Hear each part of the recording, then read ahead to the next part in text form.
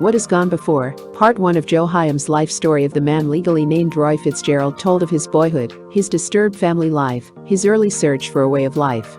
Rock was a letter carrier on the streets of Winnetka, Illinois, a truck driver in Hollywood and later a bit player. When a man stands in front of a mirror shaving, there come the days when he stops looking at the whiskers and takes a good look at himself.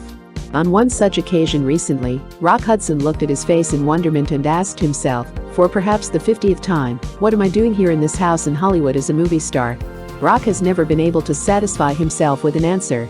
None of his countless biographers have ever been able to draw from the series of events which brought him to Hollywood and stardom any common denominator. Nor have his chroniclers or he ever been able to force from his life any familiar blueprint for stardom. Not long ago I asked Rock when and why he decided to become an actor. The question was a logical one, following as it did Rock's own cruel analysis of himself as a shy, awkward goop who isn't even very bright. Rock thought a long time before answering. Finally he said simply, I really don't know when or why I decided to become an actor. I guess I just always knew that someday I would be one. That's about all the trail there is to follow, if one tries to make any logical deductions from the life of Rock Hudson. Romanticists would call it destiny. A pessimist would say he fell into it. There's something to be said for both sides. Rock is and always has been as open and honest as he seems to be on screen. The quality of honesty which he brings to all of his screen portrayals is no credit to Rock's acting ability. He is honest, almost to an extreme. A publicist at Universal International and a close friend of Rock's recalled for me recently the only lie he ever told her. When she was writing his biography he tried to take an inch off his height and said he was 6'3" instead of 6'4" because he was always embarrassed by being so tall. And in January 1952, Rock and Jimmy Stewart went to Portland, Oregon, for the premiere of Bend of the River. The show was held up for 45 minutes, while fans outside the theater yelled, "We want Hudson, we want Hudson." Rock later insisted to newsmen who commented on the demonstration that the studio must have set up the cheering section, which of course was completely untrue. But Rock's honesty only extends as far as his work and career are concerned. Writers, for that reason, do their research all around Rock, rather than go to him directly because he has steadfastly refused to discuss his private life. In Winnetka, as in Hollywood, Rock was a one-woman man who preferred going steady to playing the field. Even when he first came to Hollywood, Rock always had one girl. Soon after his romance with Vera Ellen wore thin, he went steady with a succession of girls including Terry Moore, Jean Tierney, Lori Nelson, Susan Zanuck and Barbara Rook. His last steady dating, before meeting Phyllis, was with Betty Abbott. He was an eligible bachelor and he played the role to its fullest. He dashed around town in Marissa Pavin's sports car and was seen showing Anna Magnani the old-world charms of Olivera Street in downtown Los Angeles' Mexican area. There was no set pattern to his dates. Often he would call one of his girlfriends in the middle of the night to play his newest record for her over the telephone. Most of the girls Rock dated in this period still remember him with fondness. He liked to laugh and live it up, says Piper Laurie. Everything he did was fun. Julie Adams, who appeared in a number of pictures with Rock, remembers him most vividly. We used to play a game called Last Touch, she said. It was, according to Rock, one of the higher type adult games. UI publicists still tell the story of the frantic 3 months when both Rock and Julie were on a personal appearance tour.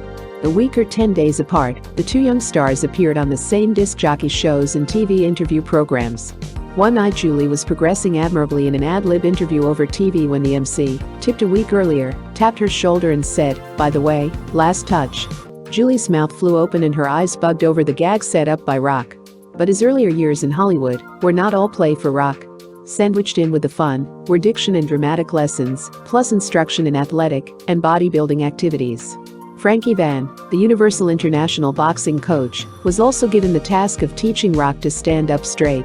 Rock, conscious of his height since high school, slouched to de-emphasize it. Anywhere Van found him on the lot, Rock could expect a slap on the back and the order, "Stop slouching and stand up straight." Perhaps Van went at it with more enthusiasm than necessary. He had a $100 bet for breaking Rock's slouch habit. 2 years of dramatics lessons under the late Sophie Rosenstein made a great impression on Rock. "She had a great influence on me," says Rock. "I owe her a lot more than I can say. She was warm and magnificent. I can still remember her pounding an idea into me. Nobody ever reads a line wrong. He might possibly read it wrong for that particular scene. I think of that every time I'm trying to get a characterization." The years 1952 to 1953 were productive for Rock.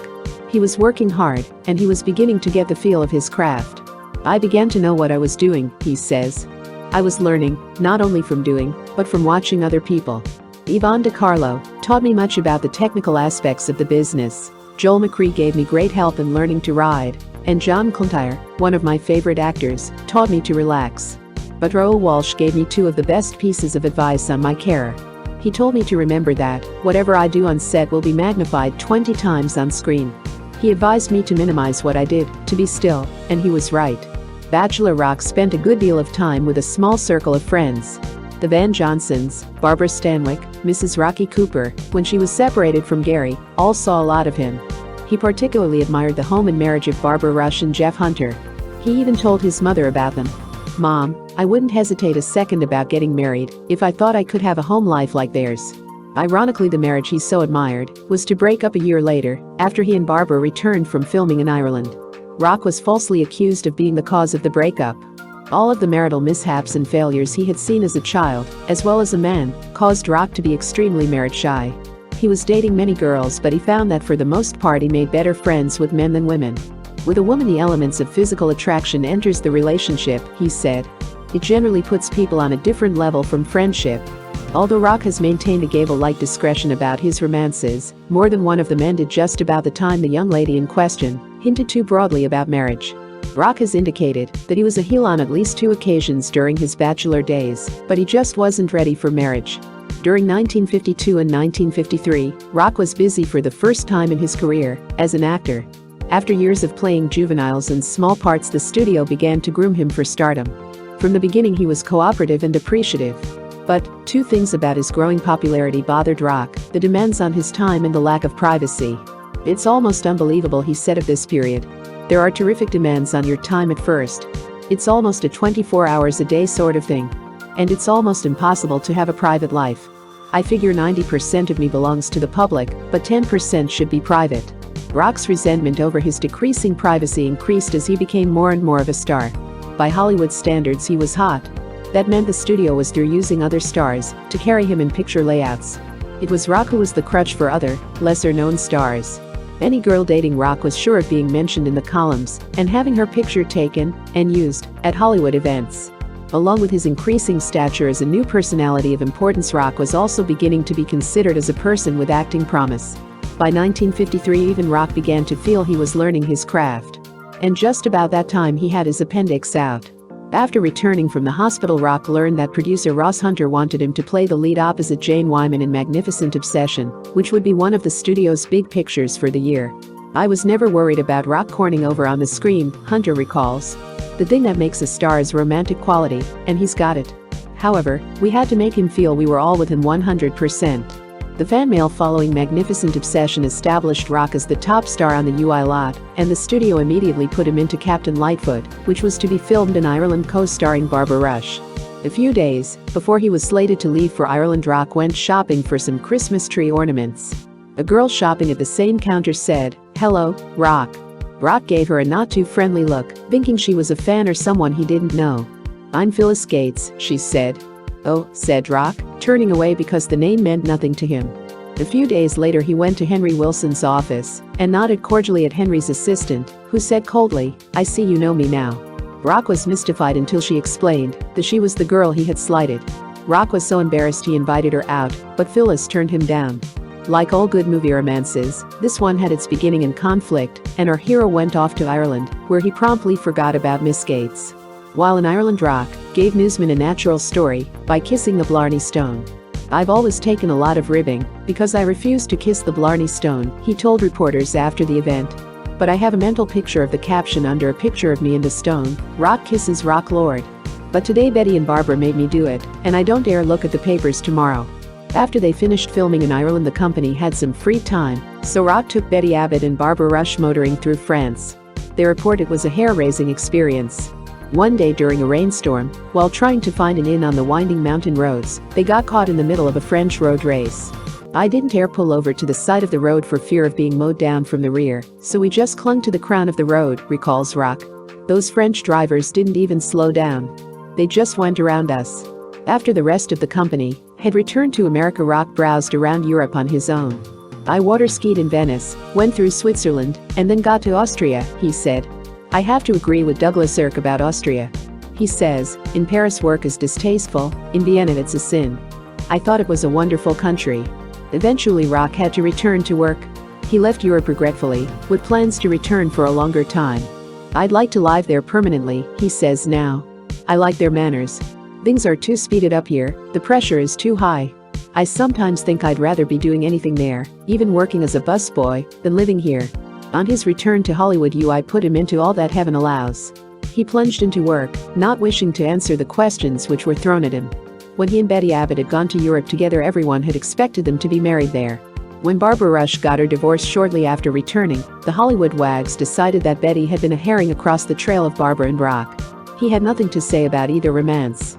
I'm all talked out, he said to persistent questioners. Besides, they're all trying to marry me off. Betty Abbott started dating other men, Barbara Rush was busy working, and Rock gave most of his energies to the new picture. He also found a new girl. He had described her earlier when he said, I'd like her to be an independent kind of girl.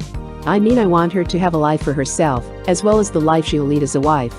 And that way I am sure there will be much more chance of both of us keeping our interest in each other. He had also met her before. She was Phyllis Gates, the girl he hadn't been much impressed with at first. When I got back from Europe, I suddenly saw Phyllis with different eyes, says Rock. He asked her to dinner, and she turned him down 3 times. The 4th time she accepted, but he had to cancel out because of some night filming at the studio. The same thing happened twice more. The 3rd time Henry Wilson took Phyllis to dinner instead, and Miss Gates walked into the restaurant to find Rock with another girl. It was a studio publicist, and she and Rock were having an urgent conference about stories. But Phyllis was entitled to doubts. It took almost a year and all the acting technique I had learned to convince Phyllis that I really loved her, said Rock. After almost a year of dating, Rock and Phyllis surprised no one in Hollywood by getting married. The only surprise was the way they got married, in secret. Henry Wilson went to Santa Barbara and made the arrangements. Rock called Chicago to Jimmy Mattioni, whom he had always planned on having as his best man. Rock called at 6 p.m. Monday night, says Gloria Mattioni. Jim wasn't home, so he called again around 2 a.m. Tuesday morning. We left Chicago Tuesday night and were in Santa Barbara for the wedding Wednesday. On the way to Santa Barbara, the wedding party stopped in Ventura to obtain a marriage license, and Rock got a ticket for speeding. It cost me $27 to pay that ticket. Then, on November 9, 1955, Rock and Phyllis were married in a simple ceremony by the Rev. Nordal B. Thorpe, minister of the Trinity Lutheran Church of Santa Barbara. Phyllis wore a gown of brown imported Italian silk and carried white carnations and gardenias. Rock wore a dark suit and a white carnation. Was I nervous? Asked Rock later. I was falling apart. After a simple wedding supper, Phyllis and Rock set out for a honeymoon in Jamaica. It was exactly the way I wanted it, says Rock. I think Phyllis would have liked a big wedding with a dime in her shoe and the whole bit, and I think she'd have had it had she married any other guy. But she had the bad luck to pick me, and she understood that an elopement was the only possible way. The Hudsons returned to Hollywood, tanned, rested, and happy. Happy is an understatement, claims producer Ross Hunter. They arrived at my house at 2 a.m. the night they came back from their honeymoon and kept me up for 3 hours while they raved about how great it was to be married. Professionally, 1955 was Rock's best year. He had made a number of pictures fast, but his studio was giving him better and better films. In return for doing Never Say Goodbye, a tearjerker in which he starred with Cornell Borchers, UI lent him to Warner's for what is probably his best role to date, Big Benedict in Giant. George Stevens, known for getting the most out of every scene, worked Rock harder than he'd ever worked before. Rock is very impressed with Stevens. I'm a better actor for having worked with George Stevens, he says. He made me build a characterization in spite of myself. Stevens, on the other hand, feels that Rock has a great potential. In Rock we have a symbolic picture of the most romantic kind of leading man, and in addition to the physical pluses he has the business of being a fine actor, who goes to work with intelligence. Again, Rock almost didn't do the role because, he says, at the last minute I felt cold, afraid. This was the most complicated role I ever had to face. I felt I would never live up to the demands of the role, and I thought I had to get out before it was too late. It took the combined talents of George Stevens and Phyllis to talk him into it. After Giant was finished, Ross Hunter started plans to film Battle Hymn at UI. It is the biography of the flying parson, Dean Hess, and was to be the most expensive picture UI ever made. Rock begged for the lead. Hunter was frankly skeptical. Battle Hymn was a tour de force, explained Hunter. Rock would have no one to lean on or help him as he had in the past. He'd have to run the gamut from comedy to deep tragedy all by himself, literally carrying the picture alone. I didn't know if I could pin all the money on him without expert acting support. But he begged me, and Rock is only good if he really believes in a part. He wanted this one. I have only one comment to make now that the filming is over. It's all his picture, and it is great. Rock was recently loaned to MGM for the lead in Something of Value, which was filmed on location in Africa. But Universal International announced shortly after filming was over that they had no intention of loaning their hot property away from his home studio again in the near future. And his price will be a great deal higher than the current $200,000 a picture, when and if they do. The studio immediately put Rock into Written on the Wind, in which he co-stars with Lauren Bacall and Robert Stack. He plays the good guy. The plum acting role, that of the drunk, goes to Stack. Rock wanted to play the drunk, but the studio said no. Rock's fans won't accept his doing anything shoddy, says Dave Lipton, UI's publicity head. They like him because he's what they want their daughters to marry, or their children's father to be, or their childhood sweetheart. If we let him break out of that character, they'd howl. Lauren Bacall, who has gotten to know him since doing The Picture, says he had a hard job. When your name is bigger than your experience, like Rock's, a lot is expected of you, she says. He delivered. Wind was a reunion for Rock and Bob Stack, who have been good friends since Rock's first picture, Fighter Squadron. I can still see him on that first day in front of the cameras, recalls Stack. He was very shy and awkward and humble, and kind of apologetic for being there at all. But he was also very big, very handsome. Stack echoes the sentiments of most of his friends, both in Hollywood and Winnetka, who find that success has spoiled Rock Hudson very little. The thing I like about him, says Bob, is to find someone who really has stature, must know he has it, and yet doesn't show it. He seems to be almost apologetic for being successful. Most of Rock's friends say success has not changed him at all. He's still the same old goofball, says Gloria Mattioni, who has known him since childhood. Barbara Craft, who used to double date with him in Winnetka, says he still has that infectious smile and the Andy Gump laugh. He has more poise, but that's because of experience. The only significant change in Rock seems to be one of attitude. Until now he has sat by quietly and let other people guide his career. He's always felt lucky because he was so unsure of himself as an actor. But the accolades he has received from pictures like Magnificent Obsession, Giant and Battle Hymn have given him a feeling of new confidence. Now he talks of trying his wings on his own. He has formed a company with Henry Ginsberg, co-producer of Giant, and plans to make pictures in which he plays offbeat roles. He wants to do a drawing room comedy first, followed by a western. And, as a married man, he has plans for a family. I'd like a lot of kids, to make up for being an only child, says Rock. A boy first, after that it doesn't matter, as long as it's a big family.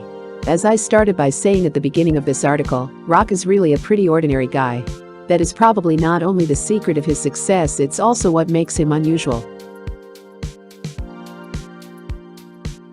Photoplay magazine, March 1957.